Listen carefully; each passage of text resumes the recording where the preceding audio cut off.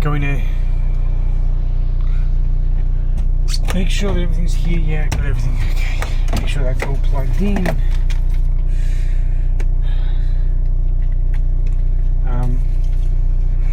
It's charging. Just heading to JB Hi-Fi.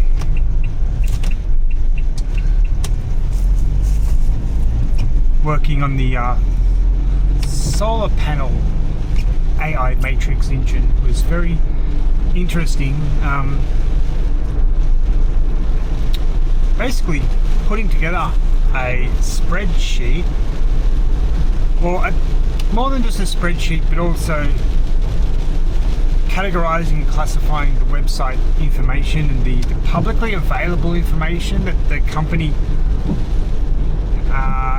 can give to customers who go online or on telephone or email inquiries. That information, developing that information into a format that can be read through AI that remains 100% stable, and the AI never starts hallucinating. So just been working on that, and it's working now. That's really great, because one of the biggest problems with I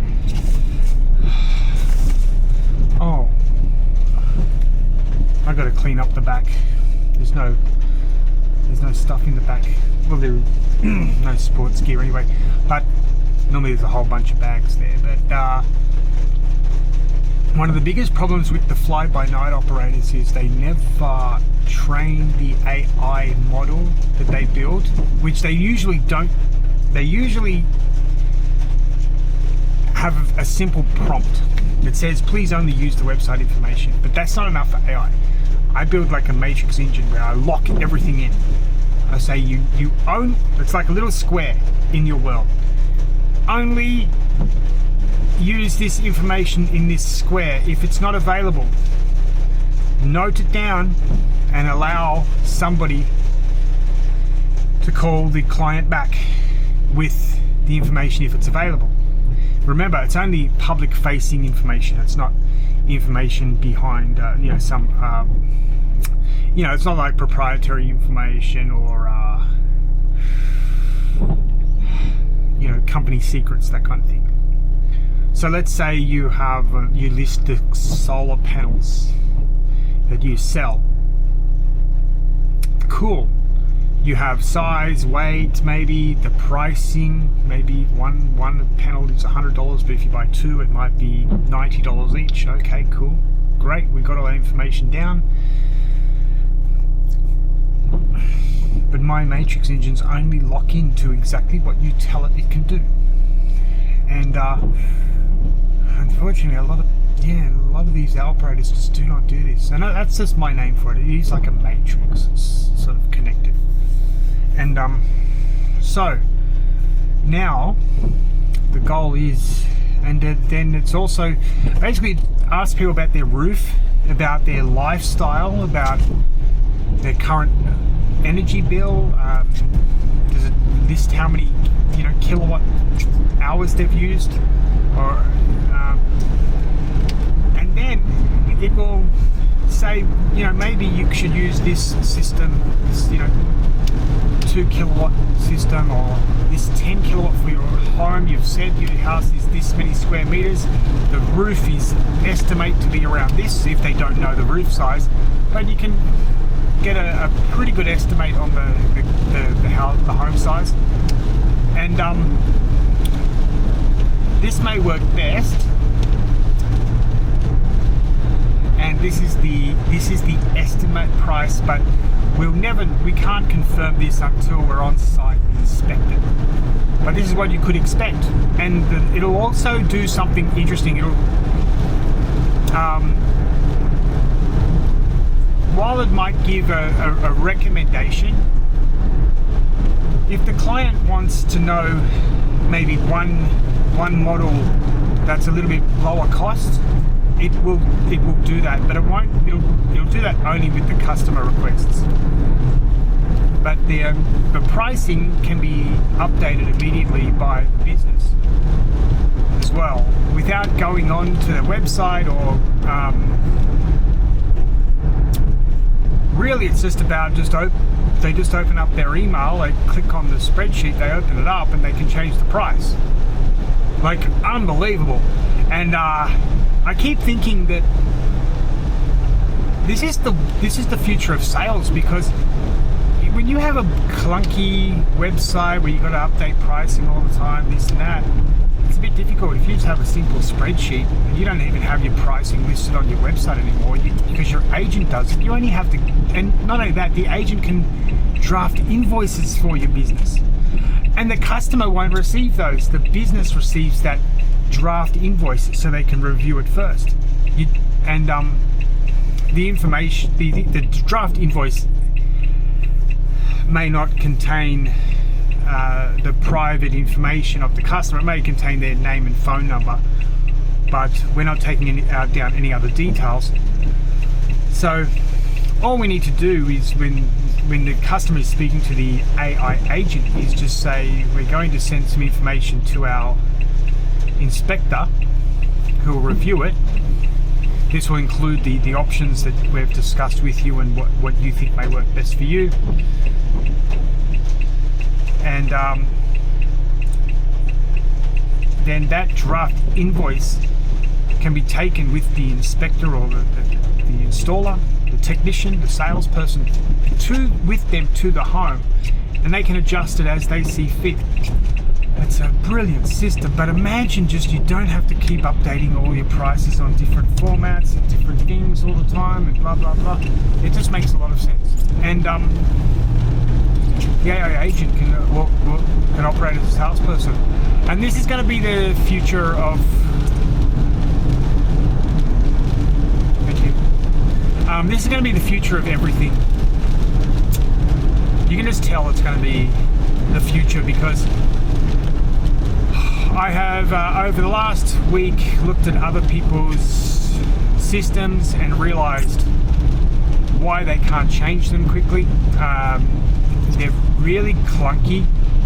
I can literally build an AI agent that does everything for them. It doesn't interfere with their systems as well. So those people that are using that now outdated and useless Oracle Business Suite, it's just, it's scary how bad that is. Some people love it, but to me it's just clunky, and it's just doesn't feel good to me. I can run a large scale distribution enterprise using simply Google Chat. ChatGPT, a ChatGPT like interface. Like, it's just amazing what you can do. It's very. Imagine a whole setup like that. It's not even. It costs you like an employee wage for 1 hour a day maximum. Wow, it's just amazing. And but also another thing is, I just keep thinking that the one thing we need is just get rid of the fraudsters in the industry. As everybody knows, my MBA is in digital transformation. I'm not that smart. My PhD thesis is in AI and digital transformation for education training, EdTech, but it basically transfers to any other skill.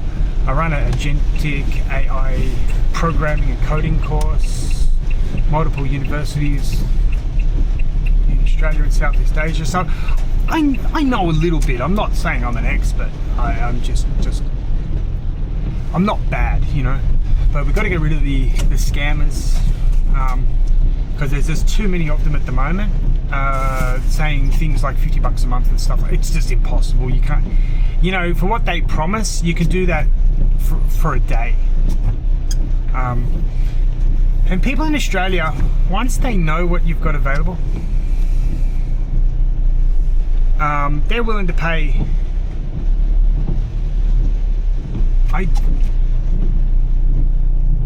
The crossing is right there, mate. Oh, you know. Oh, he's a Sikh. Okay. I've never met a mean Sikh in my life. Must admit that. But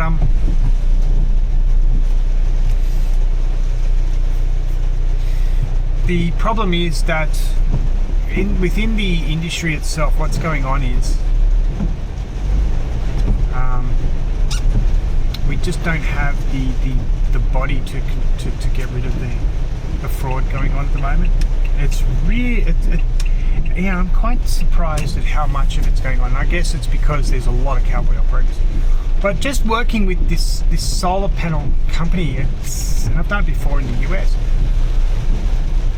they just keep saying to me, it's just amazing. We can, you know, and I keep saying to them, you know, the one thing I keep thinking that's wrong in Australia is employing people on a casual basis, because it means that, number one, they're still going to rely on some kind of welfare, and their job, the biggest problem for a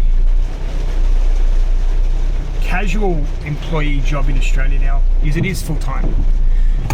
You're still driving, or you need a car to get there. Your expenses don't go down simply because it's casual. There's no benefit to it. It's often they do often need you to stay overtime or do extra things. There's a lot of cumbersome work operations still involved that can be done by AI, be done more efficiently. And so I tend to say, use this with your current staff and then build your business up and get more productive at the point where you're going to need another full-time permanent member to take on the new workload. That's going to happen with AI because you're going to be more productive. You're going to be able to get more done quicker. You get more qualified leads. That's absolutely true. And all you need to do is make sure your Google business profile is worked out. Anyway, I'm going to go buy some new basketball shoes. So talk to you guys later.